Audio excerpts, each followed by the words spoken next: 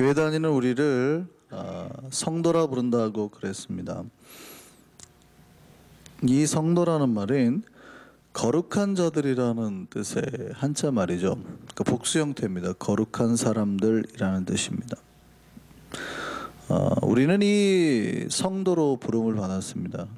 하나님께서 우리를 세상 가운데 거룩하지 못한 상태로 살던 우리를 교회로 불렀다 그러잖아요. 교회라는 건 에클레시아라는 뜻이 그런다 그랬죠. 세상으로부터 부름받은 자들. 근데 뭘로 부름받았냐 그러면 우리가 바로 이 성도로 부름을 받았다라는 얘기죠. 그러니까 우리 이 신자들의 숙명이 뭐냐면 이 평생을 이 거룩을 지키기 위해서 살아가는 자들입니다. 그러니까 우리가 여러 가지 교회 안에 사역들이 있어요. 예배, 찬양, 그다음에 전도, 선교 뭐 이런 것이 있는데 이거는 신자들이 기본적으로 지켜야 될 그 여러 가지 덕목들이에요. 근데 개인만 놓고 보면 전도나 봉사나 섬김이나 이거는 다른 사람을 위해서 하는 거잖아요. 그렇죠? 우리가 교회가 당연히 해야 될 것이지만 다른 사람을 위해서 해야 되는 거지만 하나님하고 나하고의 1대1 관계에서 신자가 날마다 스스로 해야 되는 거는 딱 하나밖에 없어요. 거룩을 지키면서 사는 것. 이게 신자들이 하나님 앞에서 자기를 이제 신자답게 사는 방법입니다. 그러면 거룩하게 산다라고 하는 건 무슨 뜻일까요? 우리가 이렇게 목소리를 항상 내리고 눈을 이렇게 예쁘게 뜨고 표정을 이렇게 미소를 짓고 이런 게 거룩일까요? 물론 이런 것도 중요할 수 있습니다. 그러니까 우리가 거룩하면 자연스럽게 드러나는 것들이에요. 누군가에게 더 이상 분노의 눈초리를 보내지 않고 거친 말을 하지 않는 것들, 좋은 표정, 온화한 미소를 지어주는 것들도 내 내면의 마음이 얼굴에 드러나는 하나의 증거거든요. 그런데 우리의 마음은 하나도 안 거룩한데 표정만 아무리 온유하고 해봤자 이거는 우리가 성경에서 말하는 가면을 쓰는 행위, 외식하는 행위로 보여지는 거거든요.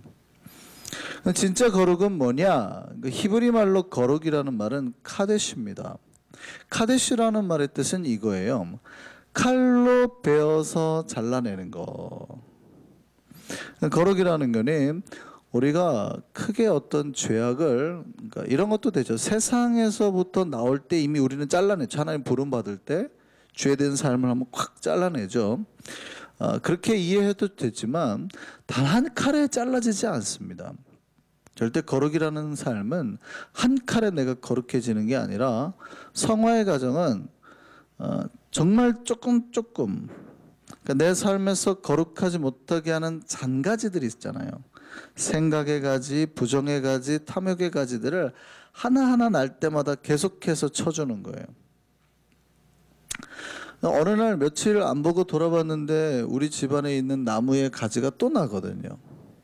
내가 한 번 쳤다고 해서 저 나무가 계속 예쁘게 있는 게 아니라 계속 간자지를 쳐주지 않으면 이게 평생 날 거란 얘기죠. 똑같아요. 신자들의 삶에도 내가 작년에 그렇게 뜨겁게 부흥 집회를 하고 내가 하나님 앞에 회개를 했어도 오늘 또 내 안에 잔가지가 나요. 여러 가지 생각의 가지, 탐욕의 가지가 나거든요. 그러면 거룩이라는 삶을 사는 사람은 매일 그 잔가지를 꺾어줘야 되는 거예요. 이게 신자의 삶입니다. 마치 어떤 조각가가 어떤 돌멩이를 놓고 내가 생각하는 그림을 그려요. 근데 그 그림에서 필요 없는 부분들을 막 없애냈더니 다 이렇게 깎아놓고 놨더니 멋진 작품이 나왔다 이런 말을 하잖아요. 그러니까 우리는 그 작품을 막 조각하다 보니까 작품이 나왔다라고 표현을 하지만 그 작가는 그렇게 표현하지 않고 이 작품에서 없어야 될 부분만 다 이렇게 하나하나 제거해 놓고 나왔더니 멋진 작품이 나왔다 이렇게 표현하잖아요. 똑같습니다. 하나님이 원하시는 기준, 하나님이 말씀을 통해서 우리에게 원하시는 부분이 있어요. 성경 가운데. 그러면 원하시는 것에 대한 기준을 두고 필요 없는 것들을 잘라내는 거예요. 그러다 보면 하나님이 원하는 거룩한 성도의 자세, 성도의 기준에 드러난다는 얘기예요. 이게 바로 거룩이라는 삶이에요. 신자들은 이걸 위해서 날마다 자기 안에 여러 가지 죄예요.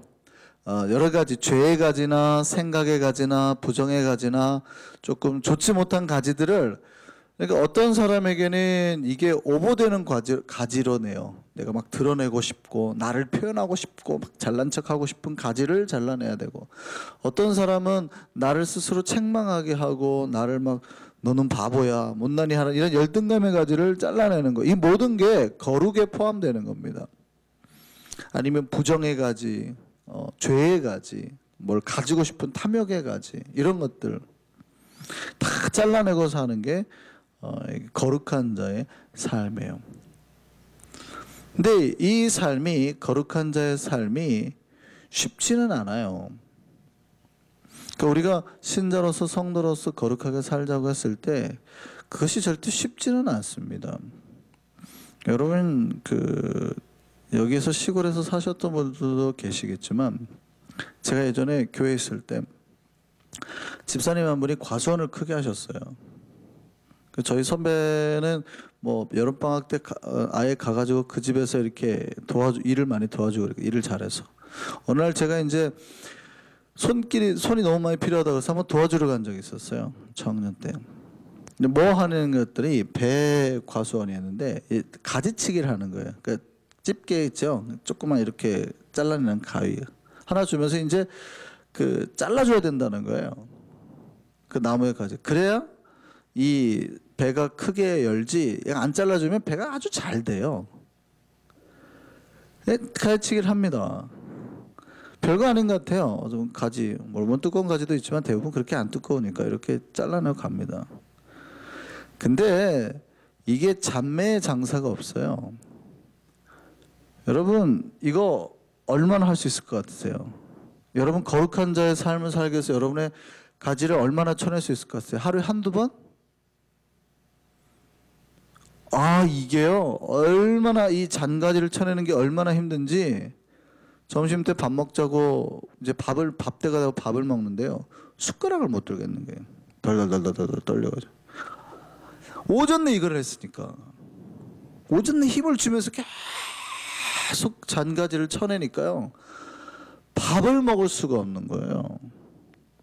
여러분 거룩하게 산다라고 생각하는 게 어쩌면 되게 쉬울 수 있어요. 신자들의 삶. 신자가 뭐 당연히 그렇게 살아야지 라고 생각할 수도 있지만, 여러분 속에서 나는 잔가지가 무수히 많아요. 여러분 하루에 수십 번 날 것 같아요? 수백 번 날 것 같으세요? 근데 그 잔가지들을 일일이 착착착착착 쳐내주는 게 절대 쉬운 일이 아니에요. 근데 우리는 그걸 언제까지 해야 돼요? 죽을 때까지 해야 돼요. 제가 물어보죠. 잔가지 쳐내셨습니까? 설교 때. 제가 직접 잔가지를 쳐냈다고 말을 하는 게 아닙니다. 우리가 거룩하게 삽니까? 하나님 앞에 바로 삽니까? 라고 끊임없이 제가 설교 때나 말씀으로 증거를 하잖아요. 근데 이렇게 말할 수 있죠. 목사님, 제가 작년에 그렇게 시원하게 쳐냈잖아요. 왜 또 물으세요? 지난주에 제가 시원하게 쳐냈잖아요. 왜 또 물으세요? 근데 거룩이라는 삶은 그게 아니라 우리가 예수를 믿을 때부터 주님 부르실 때까지, 죽을 때까지 쳐내야 되는 거예요. 별거 아닌 것 같은데 여러분의 인생이 어쩌면 이 잔가지 쳐내라 삶을 다 보내는 걸 수 있어요. 쉬운 건 아닙니다. 그 나뭇가지, 그 잔가지 좀 쳐내는 것도 힘든데, 하물며 우리 안에 있는 정말 많은 욕망의 그 인간의 마음을 쳐내는 일이 어찌 쉽겠습니까? 우리가 주기도문을 할 때 이렇게 말합니다.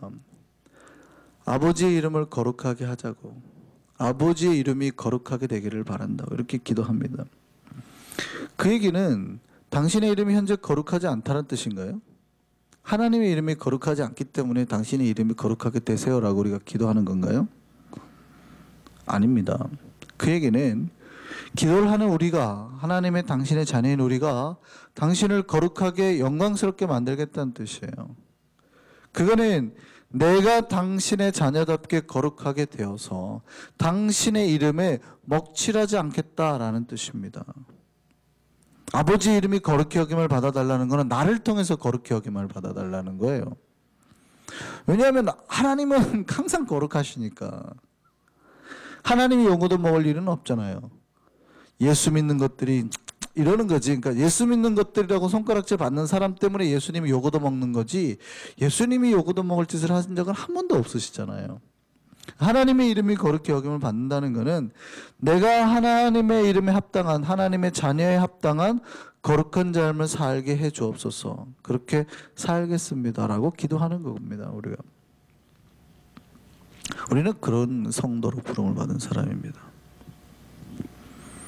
그럼에도 불구하고 우리가 그런 거룩한 성도의 삶을 사는데 절대 우리가 성도의 삶을 사는 것을 좋아하지 않는 존재가 있죠. 사탄이에요. 사탄은 그저 없이 우리 안에 음욕의, 탐욕의 가지, 죄의 가지를 뿌려요. 마치 그 올가미를 던져가지고 쫙 하듯이 끊임없이 우리를 잡아당깁니다. 성경에 보면 우는 사자와 같이, 그러니까 어떻게 하면 삼킬 자를 찾으려고요. 개구리가 이렇게 숨어 있다가 긴 혀를 내갖고 벌레를 먹듯이 어떻게 해서든요 자신의 올가미를 던져서 세상으로 끌어당기려고 그래요. 마치 이렇게 스파이더맨이, 제가 옛날에 표현했는데 스파이더맨이 이렇게 쫙 뭘 쏘듯이 사탄이 이렇게 숨어 있다가 잘 사는 우리에게 쭉 해가지고 올가미를 쭉 던져가지고 세상으로 계속 끄집어 당기려고 그래요. 신자는 뭡니까? 그 올가미를 빨리 잘라내는 작업을 하는. 그리고 그 어떤 욕망의 줄, 세상으로 향하는 사탄의 줄을 끊어버리고 하나님께로 끝없이 나아가는 노력을 하는 사람. 이게 이제 성도란 얘기입니다. 근데 특별히 힘든 부분은 그 거룩의 삶을 날마다 여러분 스스로 하셔야 된다는 겁니다. 여러분, 그 수술 경험이 엄청 많은 의사도 자기 몸을 수술하는 건 어렵죠. 그렇잖아요. 뭐 특별히 내 몸이 아니라 발바닥이나 발이라 하더라도, 두 손을, 양손을 쓸 수 있는 부분이라 하더라도 자기 몸을 자기가 직접 수술한다는 건 얼마나 어렵겠어요. 우리 속담에 중이 제 머리 못 깎는다 그러잖아요. 그런데 신자는요, 그거를 스스로 해내야 되는 겁니다. 내 마음에 여러 가지 삶에 거룩하지 못한 게 올라오면 스스로 잘라내야 돼요. 거룩하지 못한 생각이나 마음이나 분내는 마음, 시기하는 마음, 다른 사람을 무시하는 마음들이 올라오면 스스로 잘라내야 돼요. 그러니까 내가 그걸 스스로 잘라내지 못하면 우리 안에 있는 거룩, 우리의 그러니까 영적인 몸에 금이 가요. 금이 간 대로 물이 스며들고 녹이 슬게 되고 점차 부패하게 되는, 문제가 발생하게 된다는 겁니다. 지혜로운 사람은 그래서 자기 스스로가 미리 잘라내는 거예요. 근데 그렇지 않고 그거를 방치해 두면 언젠가 하나님께서 치시는 날이 오거든요. 그런 걸 도려내지 못하면 그것이 우리를 삼키고 복을 빼앗아가요. 마치 우리 안에 조그만 이 종기가 생겼는데 이걸 미리 짜내는 것과 똑같아요. 아깝다고 방치해 두면 어떡할까? 이 내 몸에서 나온 건데 아깝다고 방치해 두면 이게 점차 우리의 몸을 삼켜가는 거거든요. 그럼 그때 누가 와요? 의사가 등장을 해서 도려내게 된다는 거예요. 미리 내가 약을 바르고 치료를 했으면 끝날 문제를 키우다가 결국 누가 등장해요? 의사가 등장해서 칼로 도려내게 되는 거예요. 마찬가지입니다. 우리는 하나님은 우리에게 자유를 주세요. 신자에게 항상 자유를 주시고 우리 스스로, 물론 혼자도 쉽지 않습니다. 우리 안에 그 능력을 주시죠. 성령을 주시니까. 그러면서 끊임없이 우리가 스스로 거룩한 자의 삶을 살도록 도와주십니다. 근데 우리가 그 자정 능력을 상실하게 되잖아요. 그러면 언젠가 하나님이 개입을 하세요. 그리고 우리에게 잘못된 부분을 하나님이 도려내시거든요. 지금 내가 잘라내는 게 힘들 수 있어요. 아까울 수 있어요. 그래도 지금 잘라내는 것이 가장 빠른 거예요. 예를 들어서 여러분이 기도할 때에 여러분 생각 속에 드는 그 마음 속에 드는 생각이 있어요. 불안한 마음. 미래에 대한 불안함이나 뭐 자녀에 대한 불안함이나 뭐 삶에 대한 불안함들 있잖아요. 불안한 마음, 아니면은 미워하는 마음, 의심, 뭐 그런 걸로 가득 차서 여러분이 앉아 있다고 생각을 해보세요. 그런 예배나 기도가 온전할까요? 온전하지 못할까요? 온전하지 못하죠. 그러면 기도하는 사람이나 예배드리는 사람은 그 마음을 잘라내고 해야 되거든요. 이게 기본입니다. 그게 기도의 기본이고 예배의 기본이에요. 근데 그거를 갖다가 어렵게 말하지 않고 그냥 거룩이라는 거예요. 그가 그걸 잘라내고 하나님 앞에 섰을 때 그 사람은 비로소 거룩해지는 거예요. 근데 만약에 그렇게 하지 못하면 언젠가는 큰 삶의 문제로 하나님이 치심을 경험하는 거예요. 거룩이 오래 지속되지 못하면 하나님과 멀어진다는 뜻 아니에요. 그러니까 1년 동안 내가 기도하는데 내 마음속에 잡생각이 들어요. 불안함과 걱정과 두려움이 있다면 1년 뒤에는 하나님이 치신다고요. 하나님이 기다려주시거든요. 그러면 우리는 어떻게 해야 복을 받습니까? 내 안에 불안감이 들고 걱정이 들고 여러 가지 잔가지가 들 때마다 쳐내고 그 빈자리에 성령님을 끊임없이 모셔드리면 하나님이 복이시니 복을 맞아드리면 그 자체가 복된 삶이 돼버리는 거예요. 근데 기도한다고 앉아있으면서 예배드린다고 앉아있으면서 한 번도 그 마음속에 있는 생각들을 정리해내지 못해요. 걱정들을 떨쳐내지 못해요.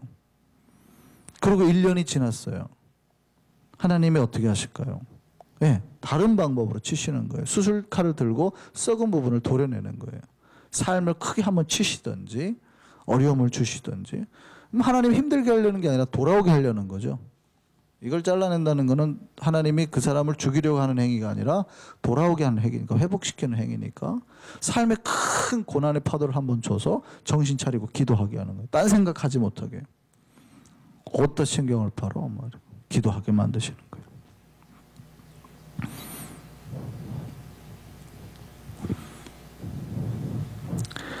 우리 안에 이 거룩의 역사가 끊임없이 일어나기를 바랍니다. 이 거룩의 기준은 오늘 본문에도 이제 그렇게 나옵니다만 많은 사람들이 거룩의 기준을 밖에 둘 때가 있습니다. 그러니까 나 말고 저 사람이 거룩해지기를 바라는 거죠.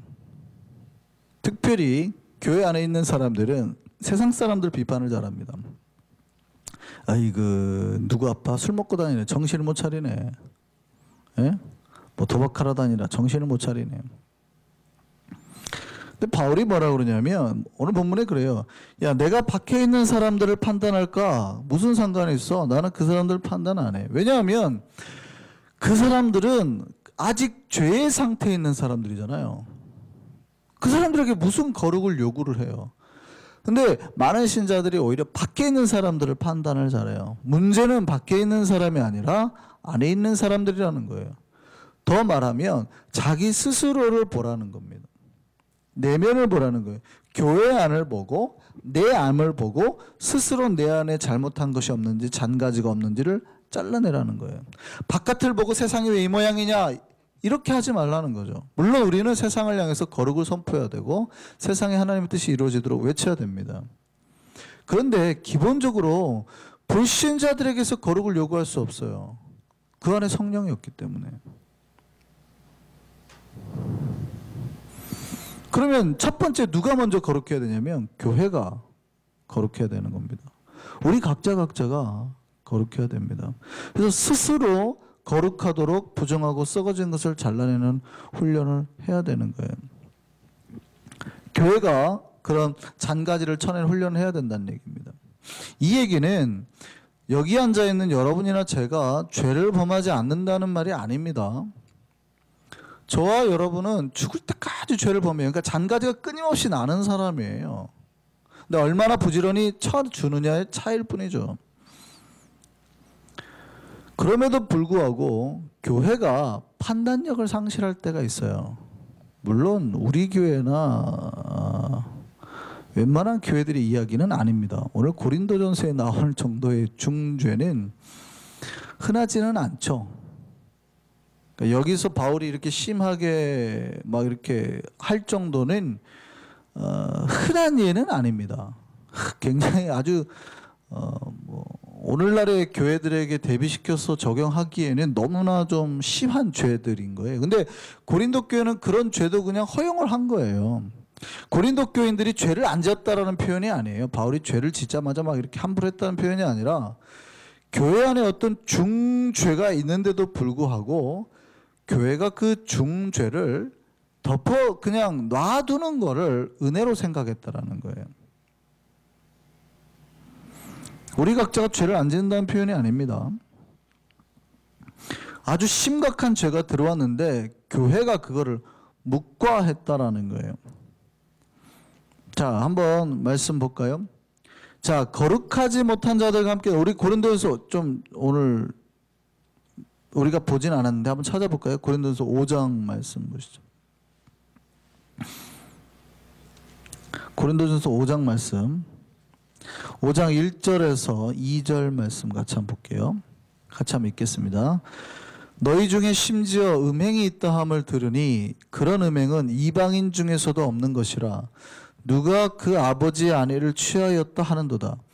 그리하고도 너희가 오히려 교만하여져서 어찌하여 통한이 여기지 아니하고 그 일 행한 자를 너희 중에 쫓아내지 아니하였느냐. 그러니까 고린도 교회에 자기 어머니 계모죠. 자기 어머니의 아내를 취한 아들이 있었어요. 아니 그러니까 아버지의 아내를 어머니를 취한 아들이 있었어요. 근데 고린도 교인들이 그런 상태를 보고도 괜찮다 그러고 아무도 그거에 대해서 뭐라고 그러냐면 냅둬라. 저 사람이 하나님 앞에서 자기가 해결해야 될 문제지. 냅둬라 그러는 거예요. 그리고 교회 안에 버젓이 예배를 드리는 거죠.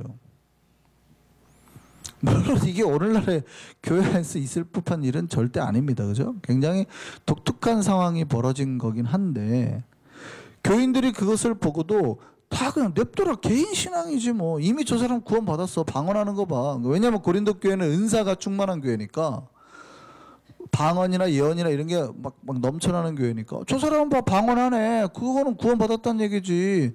삶에 죄 좀 지었다고 해서 저 사람이 구원 못 받겠어. 이러고 있는 거예요. 저 사람 봐 직분이 뭔데. 아이고 삶에 아무리 저런 죄가 있다고 해도 하나님이 구원하시겠다는데 무슨 상관이 있어 라고 말을 해버리는 거예요. 이게 괜찮냐는 거죠. 바울이 정신 차리라. 니네는 누룩이 없는 덩어리인데 어디 너희 안에 누룩이 들어가는데 지금 누룩을 못 쳐내느냐.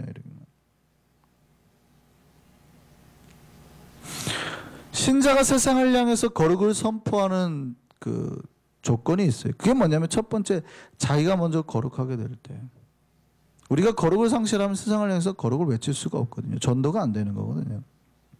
그러니까 세상을 향해서 말을 하지 말라고 그러죠. 11절 말씀 보면 뭐라고 그러냐면 너희 형제라 일컫는 자 중에 음행이 있거나 탐욕이 있거나 우상숭배가 있거나 모욕하거나 술 취하거나 속여 빼앗거든 사귀지도 말고 그런 자와 함께 먹지도 말라. 정신 차리라는 거예요. 정신 차리라는 거. 교회 안에 음행을 행하고 탐욕을 부리고 우상숭배하고 역설을 하고 술 취하고 사기쳐서 돈 빼는 자들이 있었다는 거예요. 그렇다면 어떻게 했어야 되는 거예요? 교회가 그것을 하지 못하도록 막았어야 되는 거예요. 물론 교회 안에 여전히 죄가 있다고 그랬죠. 죄 지은 성도를 함부로 비난하면 안 됩니다. 죄 지은 성도를 함부로 비난하면 안 돼요. 왜냐하면 진짜 이만한 죄를 지었다고 해서 비난하거나 함부로 해버리면 다 죽어요. 여기 있는 사람 살아날 사람 한 명도 없어요. 다 덮어줘야 돼요. 그러나 중죄가 버젓이 있잖아요. 오늘 같은 심각한 상황. 오늘날 교회는 참 많지 않은데 근데 괜찮다고 한단 말이죠. 예를 들어서 한국에 같은 경우는 전모 목사가 그렇게 중죄를 범하고도 여전히 홍대 무슨 교회를 새로 지어가지고 1000명이 넘게 출석한다고 그러죠. 뉴욕에도 그런 교회들이 꽤 많이 있습니다. 근데 교회가 그거를 괜찮다고 그런단 말이죠.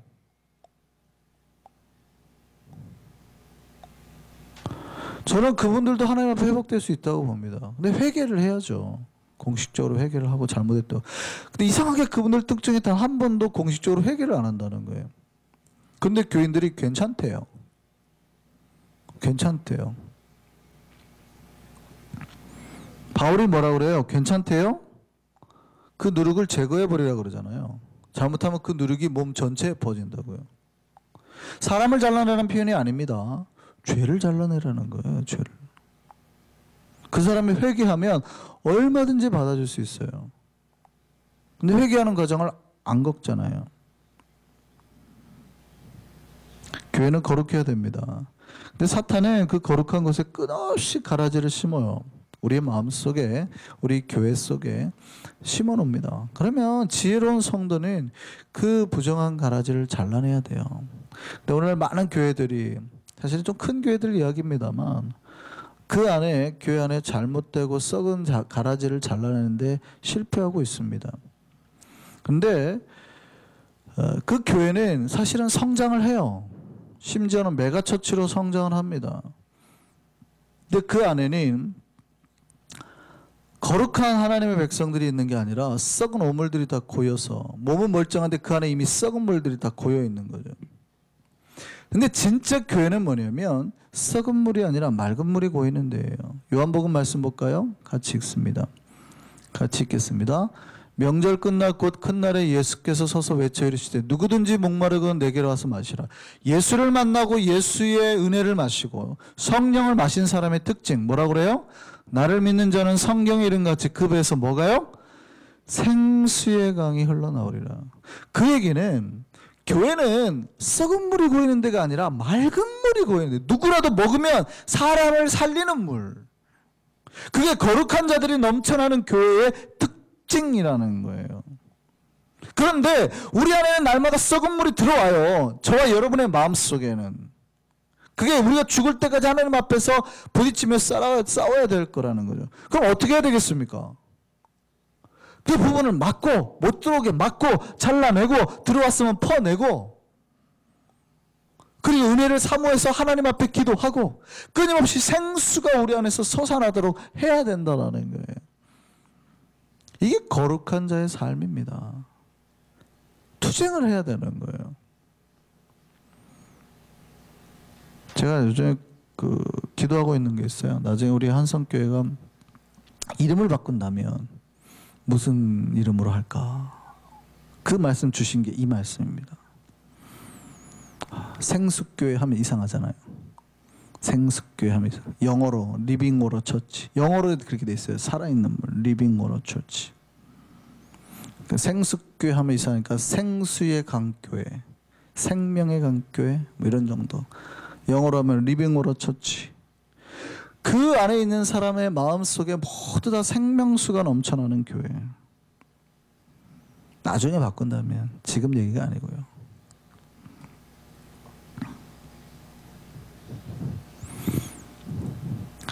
오늘날 교회가 이래야 됩니다. 우리가 구원을 받았다고 하는 것은 완전히 거룩한 자의 삶으로 돌아섰다는 뜻이 아니에요. 이제 투쟁할 수 있는 성령을 받았다는 뜻이거든요. 우리가 죄와 싸울 수 있는 성령을 받았다는 뜻이에요. 그럼 날마다 성령님의 손에 은혜를 붙들고 우리 안에 맑은 물이 흐르도록, 우리 안에 더러운 물이 들어오지 않도록 나를 지켜야 되는 겁니다. 우리가 거룩한 자가 맞다면 우리 안에 가라지를 베어내야 됩니다. 교회뿐만이 아니라 각자 자기의 마음속을 이렇게 지켜야 됩니다. 그래서 우리 안에 누룩을 제거해서 그 누룩이 우리를 삼키고 전체를 삼키지 않도록 날마다 우리 스스로를 지켜나가는 우리 이성교회와 우리 한성교회 되기를 소망합니다. 그 거룩한 자 안에 하나님께서 은혜의 복을 채워주실 줄 믿습니다. 기도하겠습니다.